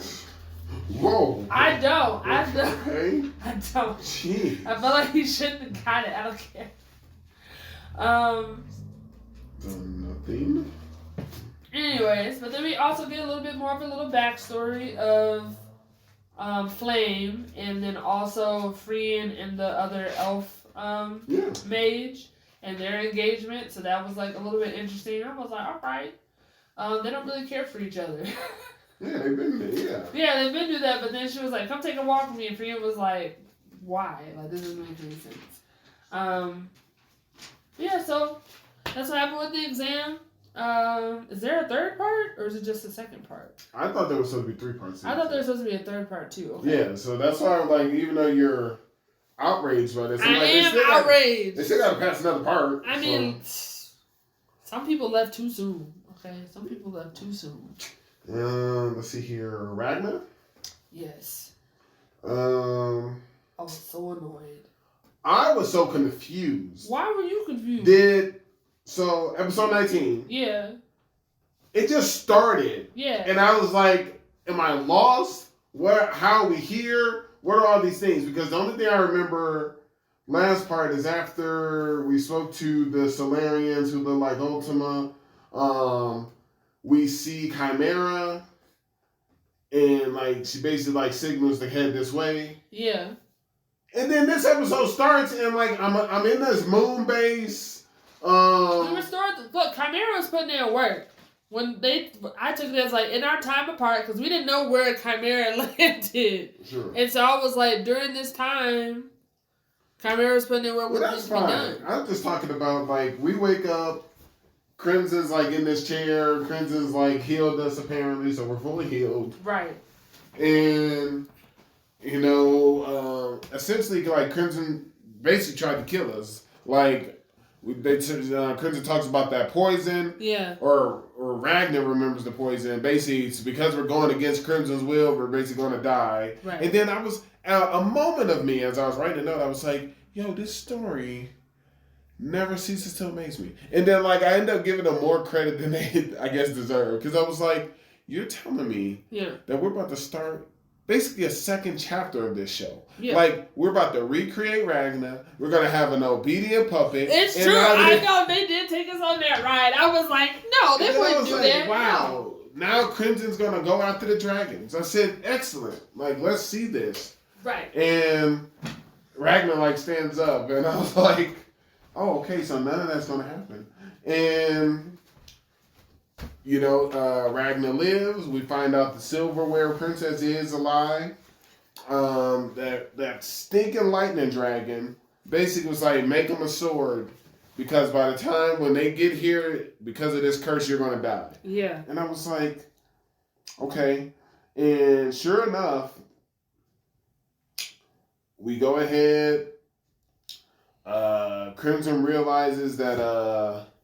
As Ragnar goes back to try to go with the rest of the people to go and save the princess, Crimson realizes maybe Ultima might not be able to use her powers. Yep. And it dawned on me, after looking at the intro a little bit more, we need backstories. We do need backstories. I want Crimson's backstory. Yep. I want Ultima's backstory. Yep. And I want the Lightning guy's backstory. Yeah. And they were talking... The old man was talking to Ragnar and basically saying, people are going to keep getting stronger because of you. Yeah. And they showed a girl. Yep. With a sword. Yeah, it's Leo. Who has some pink hair. I was disappointed. Looks cut a little. And I was like, is that Leo? Of course it's Leo, but it's the other way around. He got stronger because of Leo. Hey. But he don't know that. They don't know his story, so it's fine. I want to see. But then I was like, okay. And then we find out the Solarians basically have to forfeit their life energy to go ahead and counter time magic. So they send us off with some stuff. And then sure enough, I was like, oh my God, I was like, when is it going to happen? Because I didn't see anything. Yeah, it was like a bullet shot to the head or something. The silverware princess just like takes a hit and goes down and she's dead. And I'm talking about the fact that, that too, but I was talking about the fact that they're like, hey, we're going to make, except for Ragnar, we're going to give you all the 3 minutes of time or something. But when we came down, time was not stopped forever. So I was like, what are you talking about? I was like, when is it going to happen? When's it I think it was more like a preparation because... Clearly, Ultima's not using the time magic, but it was basically in preparation. We have something that can counter time magic for you guys. It just wasn't used. We being knocked out left and right. Oh my goodness. But yeah, that was terrible. I was like, she did. She just got. But it looked like she's still a little bit alive, and the one lady shows up. Her tutor. Yeah. And I Ragnar cracked me up. He was just like, hurry up and turn into a dragon. The whole time. He was hurry up and turn into a dragon. When we kept talking, he was like, would you just hurry up? Let's just do the thing we came here to do. What else do you want? What else do you want? He's not messing around.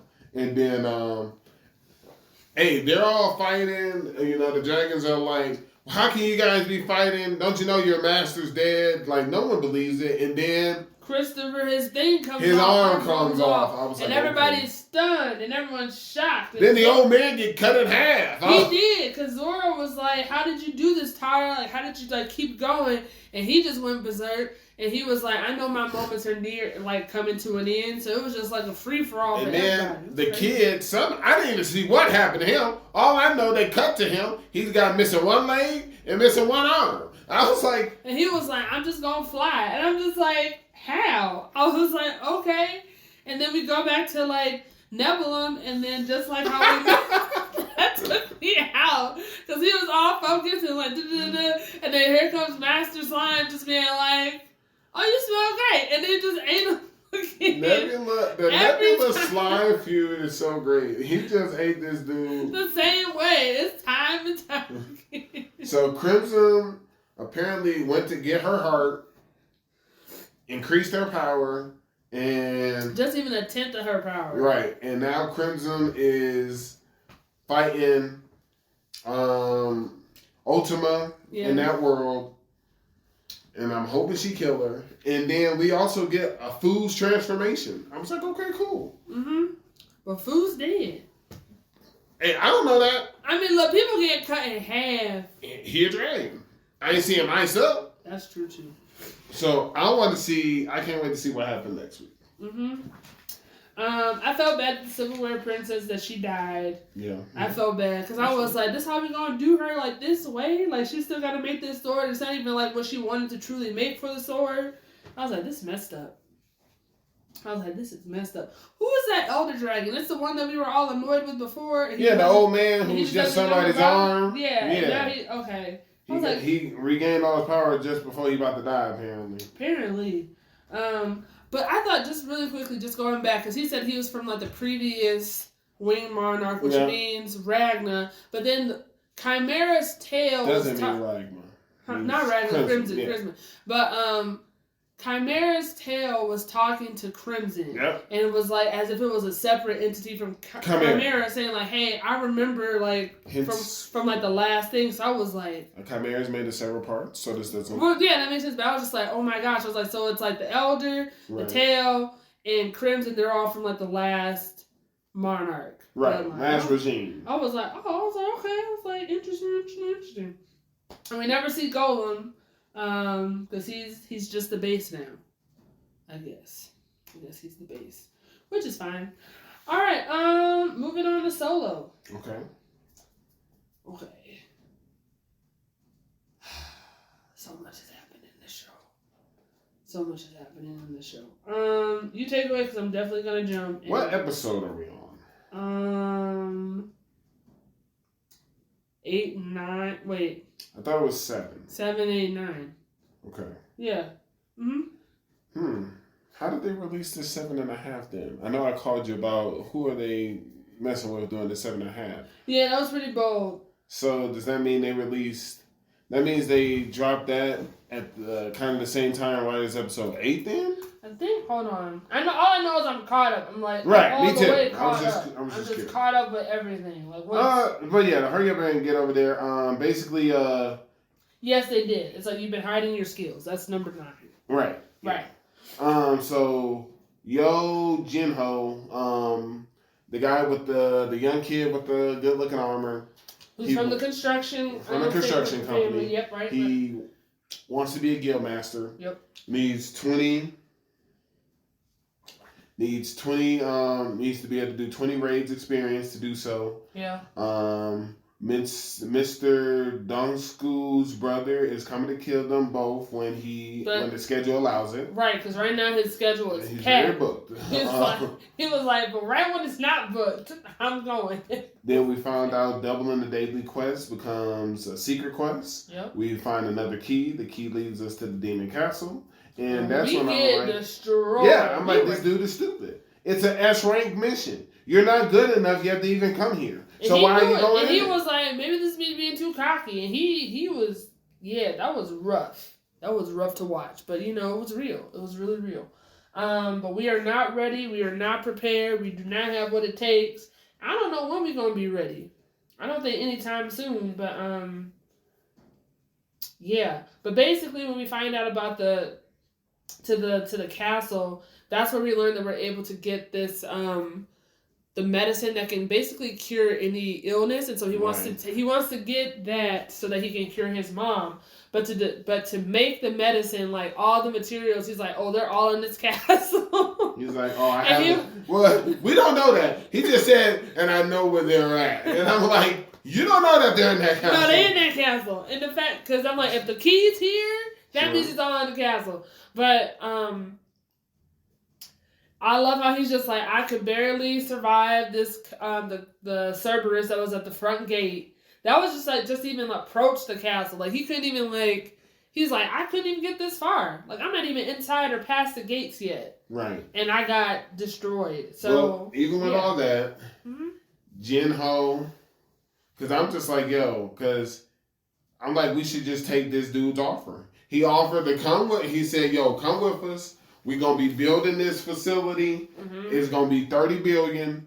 I'm giving it to you if you do this with me. Yeah. And I'm just like, take the offer. Let's just get this $30 billion, take care of your family, and we're good. But, you know, I was just like, I don't know about this. And then, like you said, we got to, he's clearly going to be fixated on this item that can cure all diseases. Right. And then I'm like, so here's the thing. And maybe you can clarify. Because we reach out to Yo, and I'm like, all right, cool. We changed our mind. Yeah. Because he figures if we do the 19 raids, he can get experience. Right. Which he would need to go after the Demon Castle. Right. Now, does that mean we still get the $30 billion, though? I think so. Okay. I think so. I think he's open to work at whatever he wants. He's like flexible with this contract with him because he was like, I know that you can do it. Okay. So I feel like yes. Then we go ahead and we get the, I don't want to say backstory, but we see the conversation between the construction company's founder, Jinho's dad. Yeah. And he's like, Hunter Guild, White Tiger Guild, the Reaper Guild, the Fame Guild, and the Knights Guild. They're the 5 largest guilds in the country.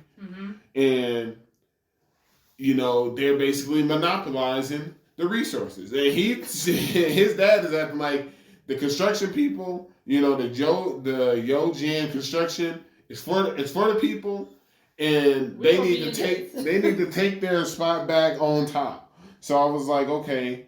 And we started getting a little bit of information. The other guilds clearly know that they're trying to make their move. Right. And then we find out how this series started. That island with them armored ants, Jeju Island. Yep. We find out that it's a failed raid. So the top they failed. Hunters were a part of, and they failed that mission. And the S ranks want to go back and I guess like probably reclaim their name. But I was like, okay, we. And he said you left something. He said you left something there. I was like, that person dead. I was like, he's gone. But maybe he's going to reclaim his armor or something. And then afterwards, we run into Mr. Song. They started, as fate would have it, we bringing the crew back together. I'm like, oh, nice. I'm like, yo, Johi's here. I'm like, we love her. Yeah. Like, great. She's trying to get her life on track. She's trying to, be strong. Then we meet Mr. Kim, Mr. Kang. I'm like, yo, those dudes abandoned us. Yeah. And then I was like, whoa, wait a minute. So criminals can reduce their sentence by helping with the gates, and the Hunter Association normally has someone to monitor them. Yeah. So that's when we meet again Kane, the purple-haired dude who met us in the hospital. Right. And I'm like, okay. Because he was looking at us, and I was like, do he know? And I was like, he don't know. And then later on, he didn't really know. And the only thing I took from him is like, I don't trust that black-haired dude. And then I was like the criminal, and then I was like that shaved head guy is probably the strongest. He was quiet the whole time. Yeah, he was. So I was like, I don't trust that. And we find out Kang is a B rank, and then that's when I realized that this show was good. And then after that, and after that we got Mr. Song. This is the only thing I thought they could have did better. Okay, is because he sees our aura. And he's like, you've gotten stronger. He's like, I see your aura. And I would have loved when he first was our leader at the double dungeon, if they would have did a scene where they showed Mr. Sung look at the entire original raids aura just to compare them all. Yeah. And then that way it would have helped show the growth. Like if he had a really timid, like flickering aura to now this. So that's true because we don't really know if he could have been like a solid E person because like he said like I don't like you need to have good equipment and he didn't have like those things. You know what I mean? So I agree. I think it would have been really helpful for us to know what his true stats were in the beginning, just to see, like, did he actually have what it takes to be, like, a solid, like, E-rank person to do things? But, I mean, based in this world, you can't go up rank anyway. So even if he was solid or not, he would never be but it's just like E-rank. he probably wouldn't have got the nickname as, like, the weakest tamer. Sure. The weakest hunter. And then we get the brief story. Cain was approached by a desperate father. Yeah. And that desperate father offered him $3 billion to kill those inmates. And Mr. Kim and Mr. Cain just happened to see something they shouldn't have saw. So it's true. He was like, "Now I gotta change my story." And I was just like, no. I was like, can we just have a normal raid for once? Because he could have just said, like, hey, they were getting out of hand, and that's what and it would have been like 100%. These people are shady anyway. Sure. But no. But we found out he just liked to kill. He's an assassin. Yeah. That fight was good, though. That was a good fight. Yeah, it was a good fight between them. And I was going to say, I'm hoping in the next episode, right? Yeah. Because Mr. Song and Joe He, no. They seen us. Yeah, but the real ones, they're just like, they took the... No, well, that's fine. Yeah. And I'm just saying, hello, instead of the construction dude, yo, Jinho, find the people, bring these two with us. I think he will. I'm hoping so. I think and then that way, we got us four. They just pay whoever for the other to meet the requirements. And to go about our business. Stay at the base, let us handle this, and that's it. Yeah, I think that's something he would do, because... Both Mr. Song and her, like, you obviously are trying to protect your secret. Cool, we got it. And at the end, it looks like they might go on that date. And I'm like, yes. All right. Well, no, but then, really quickly, he noticed right away that Jinchul, who was Kang's partner... Oh, yeah. He was like, I knew he was up to some stuff, but I didn't know it was like this. Hey, he said he should have did a better job. He should have did a better job as a supervisor. But immediately he was like, no, he would destroy me. Like, he was like, because he's rank A. Yeah. He's rank A. Ain't no joke. Mm-hmm. All right. Yeah. Think this just leaves one piece? Yeah, just leaves one piece. All right. I mean, we got some information. I want to jump. We finally meet real Vegapunk. Like, yes, at the very end. I was like, what's going on? I mean, I'm glad that we... I'm excited for other stuff now. But we get the backstory of, the Vegapunk number 1. Mm-hmm. Good. It's kind of his theory, more or less, but... We find out more about it was basically an advanced kingdom versus the 22 other kingdoms. Those other 22 kingdoms are the ones who form the world government. Right. We got to see Professor Clover was a pirate. He was doing the thing. He was like nothing to shake your head. And similar to similar to Kaido. Yeah. He was arrested 10 times and kept escaping. Yeah. So I'm like, okay, got it. But yeah, I was just like, real Vegapunk, like, knows everything. He's like, oh, you're Dragon Son. Like, as soon as he met Luffy. And he's like, oh, Bonnie. Like, him and Bonnie should be cool. And he was just like, we die. But other than that, we fall into that girl's trap, I guess, because we... Well, no, 2 of us didn't. 2 of us did not... into the trap. Oh, okay. Because Zoro and Brooke were just like, nah. They're just like, we gonna stay in the ship. But she was like, you sure you don't want to come? And like Zoro's like, I don't trust her. I didn't like the talking. Like, once Nami is being grabbed, what's with all the standstill?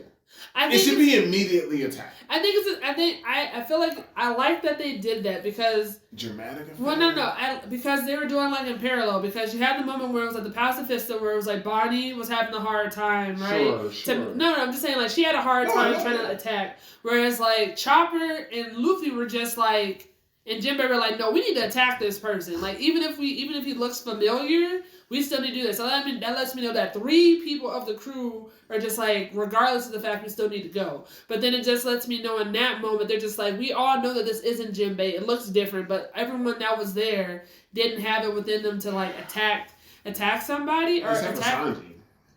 I still feel like Sanji was still hesitating also because he was like, Jinbei, no. So I was just like, okay, this is showing us like how where the crew members are in terms of like what's necessary for next steps. I'm curious. Do you think we're gonna get more of a Kuma Bonnie backstory? We have to. Jinbei is like, he only knows Kuma as the evil king of Sobert Island. Right. And then when we first were introduced to Kuma, his name was Tyrant Kuma. Right. So I'm like, we need more information there. No, we're definitely gonna get more backstory there. We get we're fighting Seraphim Jinbei. Yep. And we see how Vegapunk operates. We have brain, we have wisdom, we have greed, which is York. It's basically all functions are being handled to its peak optimization. That way everyone can continue to basically work without sleep, without food, without going to the bathroom, right. All that it's stuff. All types of stuff. But I mean, we just gotta call a spade at this point. Yeah. I don't know why or whom was selected. It definitely comes off that the world government has cloned the warlords. Yeah. Or the previous warlords. Yeah. Because I don't think they've cloned Law. I would be intrigued to see if they did. Right, but because we saw the one that was Boa. Yeah. We saw the other one that was well, that was like Mihawk, right? Was it Mihawk or who was the other? It was like Boa. I guess it could be. Yeah, I feel like it's Boa, Mihawk, and Jinbei. Because I'm just going off of like the people that have been there the longest. Well, I wasn't sure if that was supposed to be King or Mihawk. I don't think so. I think I'm only thinking it's King because he had wings. Well, no. So I think that's the thing. I think I'm glad they introduced us to King because it lets us know like, hey, they obviously admired like the race that King comes from and from how powerful they are, and you know they did all those tests on King. Right. So I was like, okay, that makes sense that they would look like him, or that they would have the same type of attributes or like characteristics as like King. But I don't think it's King. I feel like it might be the warlords. I only say it's the previous ones because they did that whole disbanding. Right. So, and then it looked like I don't know who else they would have did. It looked like that was a small Kuma that was with Lelouch and them. Yeah. Cypher Zero a few episodes back. I was trying to keep track of the number of doors. Because I thought it was 5 doors. Right. Because I saw 5, but I'm just like, I don't know if the door that they came out of had a number. I think the door that they entered the room in had a number. So okay, I see what you're saying. Yeah, he definitely came out of 4. But I feel like they showed us in the frame 3 doors. And like the one that came out that looks like the mini Jinbei, he was one of the main doors. Right. So yeah, I definitely want to see these next few episodes, kind of see where they take it, because now we got actual.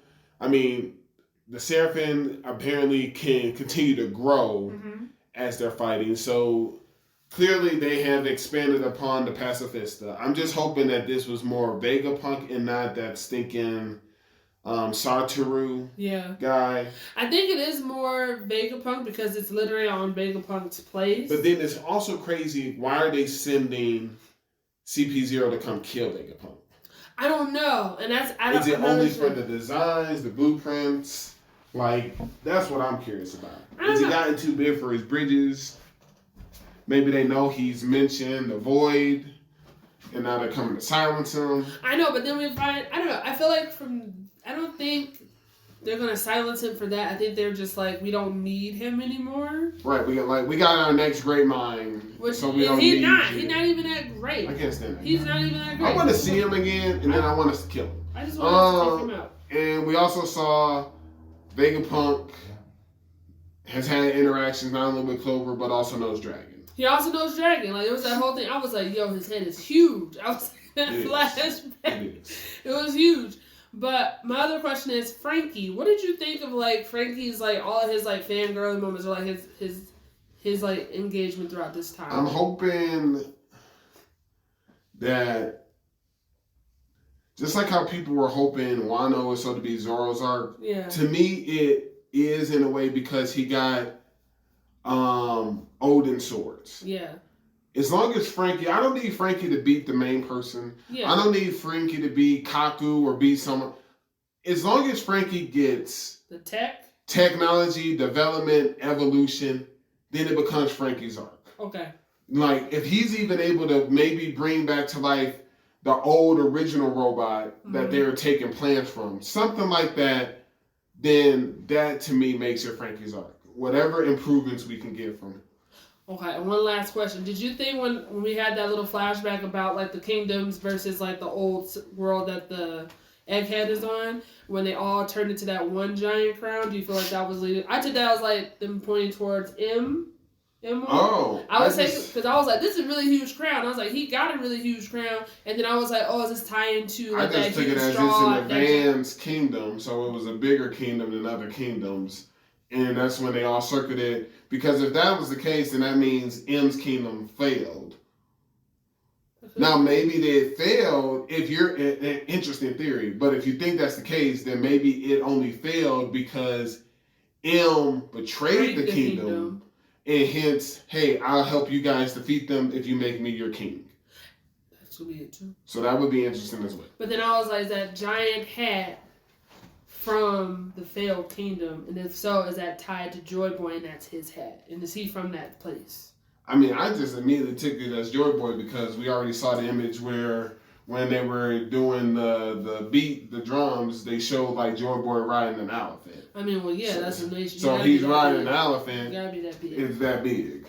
All right. All right, cool. So that's this week's episode of Kaizoku Uncharted.